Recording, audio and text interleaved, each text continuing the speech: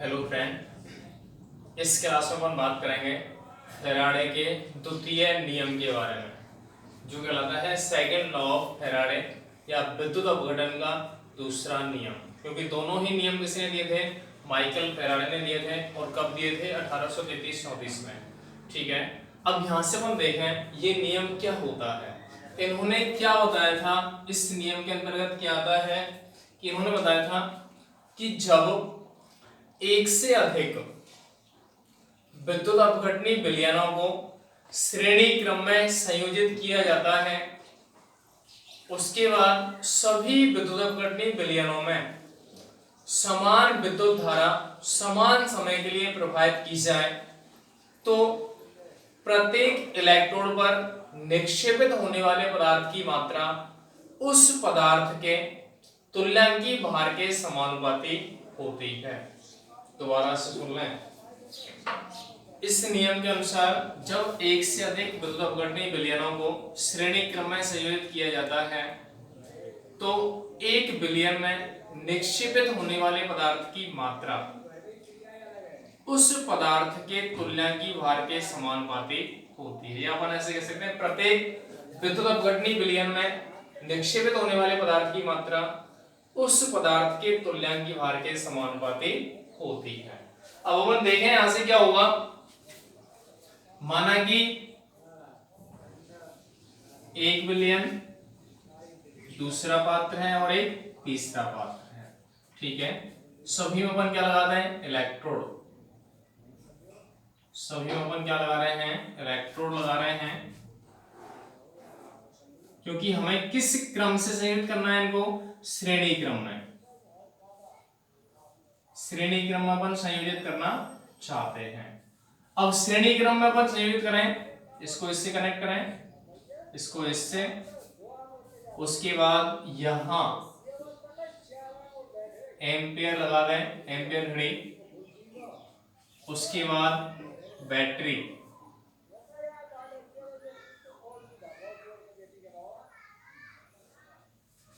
Plus minus. यहां से अपन देखें, जो इलेक्ट्रोड प्लस से जुड़ा होता है उसको अपन क्या कहते हैं? एनोड।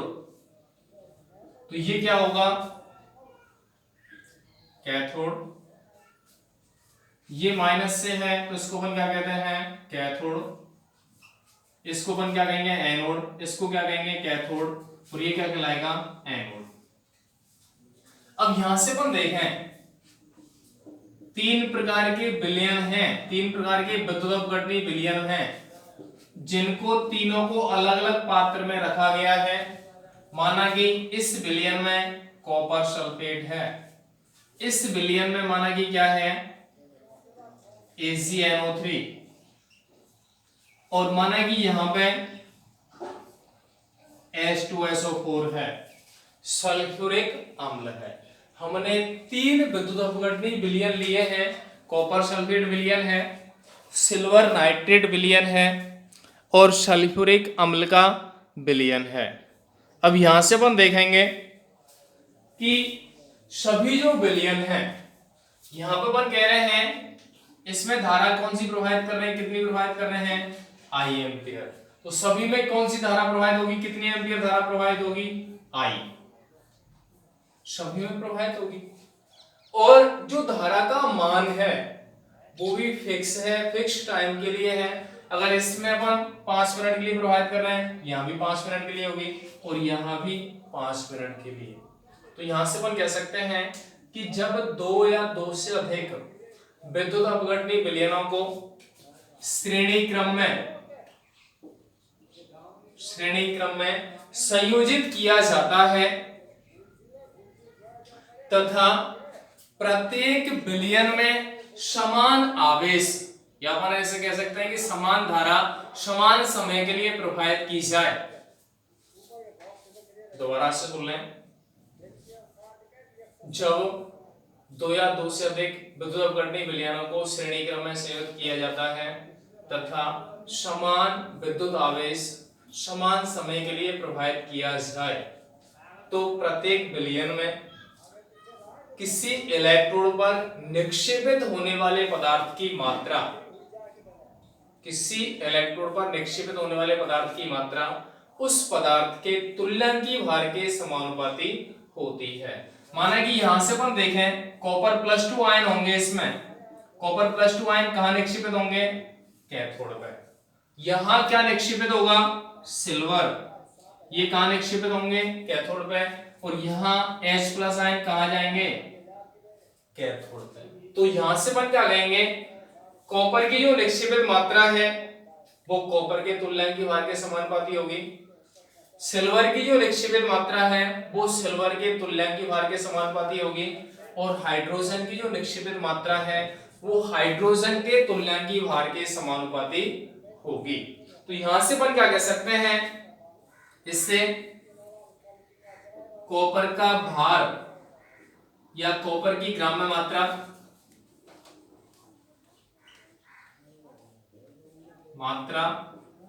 अपॉन सिल्वर की ग्राम्य मात्रा बराबर कॉपर का तुल्यांकी भार अपॉन सिल्वर का तुल्यांकी भार कह सकते हैं।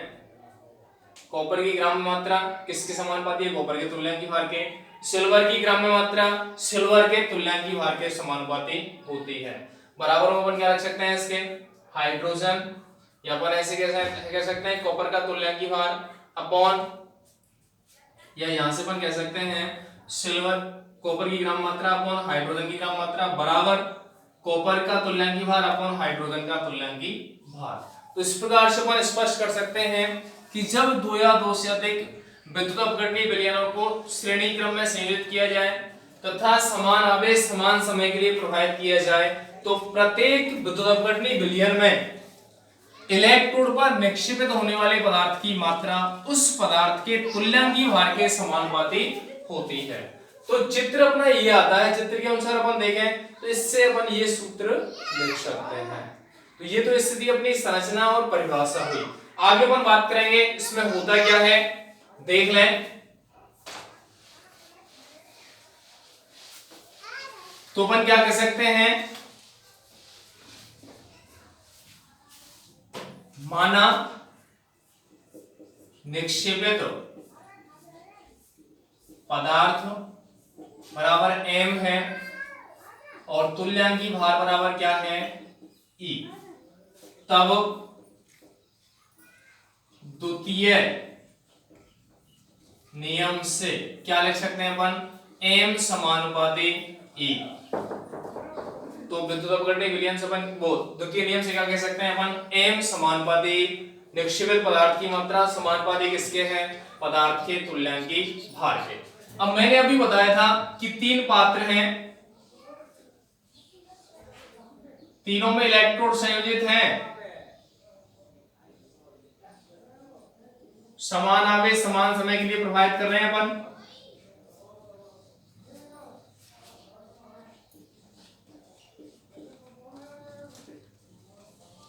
ये है, इसमें क्या है? CuSO4। तो यहां निक्षेपित पदार्थ की मात्रा माना कि M1 है और कॉपर का तुल्यांकी भार क्या है? E1। इसमें क्या पदार्थ है? AgNO3। तो Ag की निक्षेपित मात्रा क्या है? M2 और पदार्थ तुल्यांकी भार क्या है? E2। और यहां क्या प्रेजेंट है? H2SO4। पदार्थ की मात्रा है M3 और ये क्या है? E3। तुल्यांकी भार इसका। इसको अपन क्या कह रहे हैं? एनोड। ये क्या है? कैथोड। ये एनोड, ये कैथोड, ये एनोड और ये वाला कैथोड। ठीक है। तीनों विलयन अपन ने श्रेणी क्रम में संयोजित किए। माना कि कॉपर की निक्षेपित मात्रा M1 है, उसका तुल्यांकी भार E1 है। माना सिल्वर की निक्षेपित मात्रा M2 है, तुल्यांकी भार E2 है। हाइड्रोजन की निक्षेपित मात्रा M3 है, उसका संबंधित तुल्यांकी भार क्या है? E3। तो अपन को पता है द्वितीय नियम क्या कहता है कि निक्षेपित पदार्थ की मात्रा तुल्यांकी भार के समानुपाती होती है। तो अपन ने क्या लिखा है? m समानुपाती E। ये किस नियम से है? द्वितीय नियम से। इसलिए M1 समानुपाती E1 हो जाएगा M2 समानुपाती E2 हो जाएगा और M3 समानुपाती E3 हो जाएगा। ये किस नियम से है? द्वितीय नियम से। अतः M1 अपॉन M2 बराबर क्या हो सकता है? E1 अपॉन E2, या इसको अपन ऐसे भी लिख सकते हैं M1 अपॉन E1 बराबर M2 अपॉन E2 लिख सकते हैं क्या? सीधी सी बात है। M1 अपॉन, माना कि इसको देते हैं समीकरण 1, इसको देते हैं समीकरण 2, इसको देते हैं समीकरण 3, तो अपन क्या कह सकते हैं? समीकरण 1 डिवाइड बाय 2, तो क्या आएगा? M1 अपॉन M2 बराबर E1 अपॉन E2 आएगा, क्योंकि समानुपाती स्थिरांक से समानुपाती स्थिरांक कैंसिल हो जाएंगे। तो यहां से अपन क्या कर सकते हैं? M1 अपॉन E1, इसको इधर ले आए, M2 ऊपर चला जाए, तो ये कंडीशन आ सकती है। कोई दिक्कत थोड़ा ही है। ये स्थिति किससे है? द्वितीय नियम से। ठीक है, आगे अपन बात करेंगे कि जो सेकंड लॉ है उसमें अपन ने लिखा क्या है? M समानुपाती E, तो M1 समानुपाती E1, M2 समानुपाती E2, M3 समानुपाती E3, तब M1 अपॉन M2 बराबर E1 upon E2, M1 upon E1 बराबर M2 अपॉन E2। तो यहां से क्या लिखेंगे? प्रथम नियम से क्या होता है? M1 बराबर क्या होगा? W1 IT, M2 बराबर क्या होगा? W2 IT, क्योंकि I और D का मान सेम रहेगा, क्योंकि अपन को पता है कि यहां धारा और समय एक स्थिति में ला रहे हैं, क्योंकि धारा और समय का जो मान है वो समान होना चाहिए। तब M1 अपॉन M2 बराबर क्या होगा? W1 अपॉन W2, IT ऊपर आएगा, नीचे भी IT, दोनों इक्वल है तो कैंसिल हो जाएंगे। तो यहां से क्या मिलेगा? M1 अपॉन M2 बराबर W1 अपॉन W मिल जाएगा। इसको दे दें 2 3, हो जाएगा नहीं होगा बताओ? तो आगे अपन क्या कह सकते हैं? समीकरण 2 व 3 से, समीकरण 2 तथा 3 से क्या लिख सकते हैं अपन?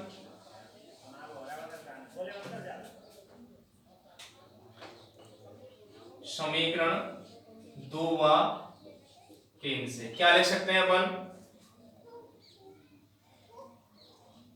M1 अपॉन M2 बराबर E1 अपॉन E2 बराबर W1 अपॉन W2।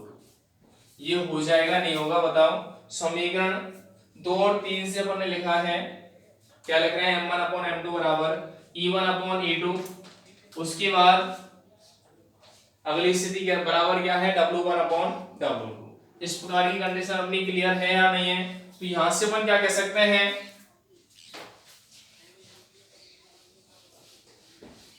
इसको अपन ऐसे लिख सकते हैं M1 अपॉन M2 बराबर W1 अपॉन W2 बराबर E1 अपॉन E2 हो जाएगा। यहां से इस स्थिति में क्या लिख सकते हैं? W समानुपाती E, W समानुपाती क्या हो जाएगा? E हो जाएगा। तो यहां से अपन क्या कह सकते हैं कि पदार्थ का विद्युत रासायनिक तुल्यांक उस पदार्थ के तुल्यांक की भार के समानुपाती